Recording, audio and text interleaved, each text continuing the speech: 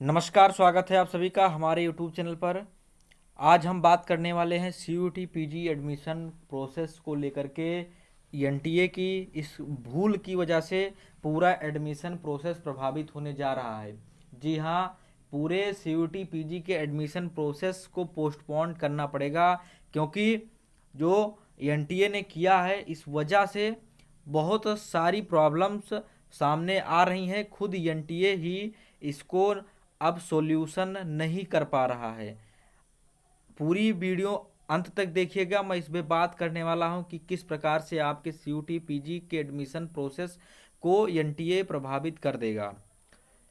ऐसे ही वीडियोस के लिए आप हमारे चैनल को सब्सक्राइब कर लें, क्योंकि यहाँ से सबसे सटीक और सबसे जल्दी आपको सही जानकारी मिलती है।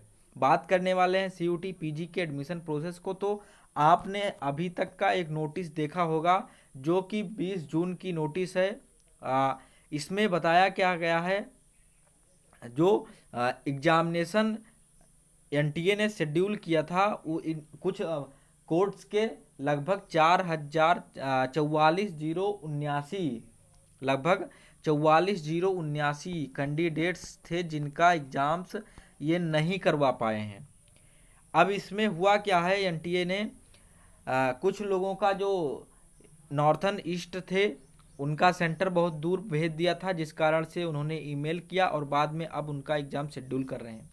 उनके एग्ज़ाम को शेड्यूल कब किया गया है, तो 22, 23, 24 से लेकर के 30 जून तक एग्ज़ाम अब होने वाले हैं इनके। मतलब कि आपके इनके एग्ज़ाम क्या है, 30 जून तक हैं।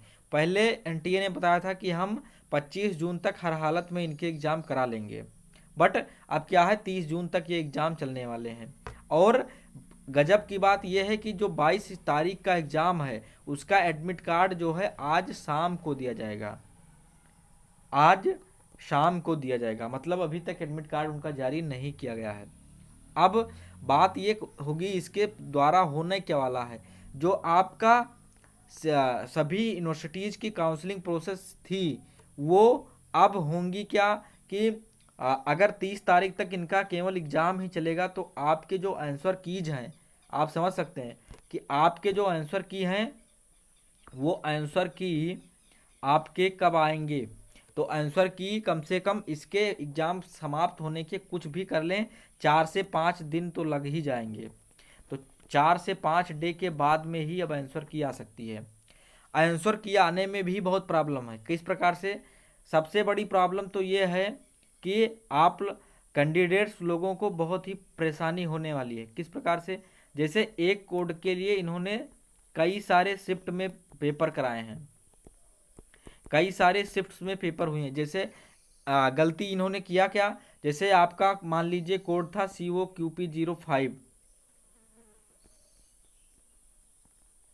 COQP05 आपका कोड था। अगर इस कोड का केवल एक ही शिफ्ट में पेपर हुआ होता तो इसके आंसर की भी एक ही होती, बट इसके जो शिफ्ट हैं वो तो एक शिफ्ट हो चुका है और अभी एग्ज़ाम इनके शेड्यूल किए जाएंगे। तो सभी कोर्स के लगभग 2-3 शिफ्ट हो गए। अब 2 से 3 शिफ्ट हो गए हैं, 2 से 3 आंसर की आएगी। और एनटीए इतनी बड़ी गलती करती है प्रत्येक आंसर की में। हर साल आपके 4 से 5 प्रश्न जो होते हैं वो गलत होते हैं, और आपको जब उस पर करेक्शन के लिए आप फॉर्म अप्लाई करेंगे तो एक क्वेश्चन के लिए 200 रुपये। अब अगर एक ही आंसर की आती तो सभी बच्चे मिलकर के एक एक क्वेश्चन को आप लोग ब्लेम कर देते, तो एक एक कम से कम रुपए लगते। बट अब इतनी सारी आंसर की जाएंगी, कितने बच्चे होंगे जो आपके आंसर की को ब्लेम करेंगे। बहुत इतने शिफ्ट होने से अब यहाँ पर होने वाला क्या है कि आपके नॉर्मलाइजेशन होंगे। नॉर्मलाइजेशन से होता क्या है कि आंसर की से आपको पता लग जाता, रिजल्ट से आपको पता लगने लगता कि आप कहाँ पर स्टैंड करते हैं। बट अब सारे रिजल्ट जो होंगे वो सारे परसेंटाइल में आने वाले हैं। अब सारे रिजल्ट परसेंटाइल में आएंगे तो आप आइडिया ही नहीं लगा पाएंगे कि आप किस यूनिवर्सिटी में एडमिशन पा सकते हैं। बहुत सारी प्रॉब्लम एनटीए के इस वजह से होने वाली है। आपकी पूरी प्रोसेस को इन्होंने विलंब कर दिया है। पीजी के जो एडमिशन का प्रोसेस है ये कम से कम आपका 15 दिन का विलंब हुआ है। अब ये आपका जो रिजल्ट होगा ये 15 जुलाई के बाद में आएगा। 30 तारीख को यदि पेपर लास्ट पेपर समाप्त होता है तो जो एग्ज़ाम का रिजल्ट होगा वो कम से कम 10 से 15 दिन लग जाएंगे, क्योंकि उसके पहले आंसर की आनी होती है, आंसर की के बाद में चैलेंज आंसर की होता है, फाइनल आंसर की एंड रिजल्ट, इतनी सारी प्रोसेस होगी। तो 15 जुलाई से पहले रिजल्ट अनाउंसमेंट नहीं हो सकता है। बट इसके पहले अभी तो ये एग्ज़ाम ही करा ले जाएं, यही बड़ी बात है। मतलब कि आपके 30 जून तक इन्होंने एग्ज़ाम के लिए जो बोला है, यदि यही ये करा ले जाते हैं, यही इनके लिए बहुत बड़ी बात होने वाली है।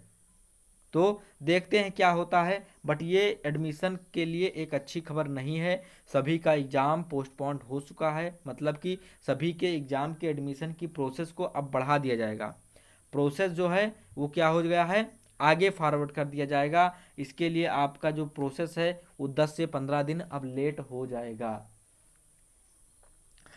एक बात ये हुई, और दूसरी बात आप सभी को आंसर की चैलेंज करने के लिए ज़्यादा से ज़्यादा रुपए खर्च करने पड़ेंगे, क्योंकि कुछ बच्चों एक एक कोड के 3-4 शिफ्ट करवा रहे हैं, और 3-4 शिफ्ट के 3-4 आंसर की आने वाली है। 3-4 आंसर की आएगी और हर आंसर की में ये गलतियां देंगे, कुछ में ड्रॉप क्वेश्चन देंगे। तो उन सारी वजहों से आप सभी को काफ़ी परेशानी होने वाली है।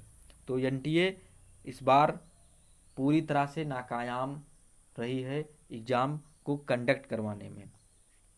यदि यही एनटीए कर क्या सकती थी कि एक ही कोड के एक दिन में करवा देती। जैसे एक डेट में 3-4 कोड वालों का एग्ज़ाम था, बट ऐसा ना करके केवल एक कोड का एक दिन में एग्ज़ाम करवा लेते सारे शिफ्ट्स के। तो ऐसे में सभी के एग्ज़ाम हो जाते और एक ही आंसर की लानी पड़ती।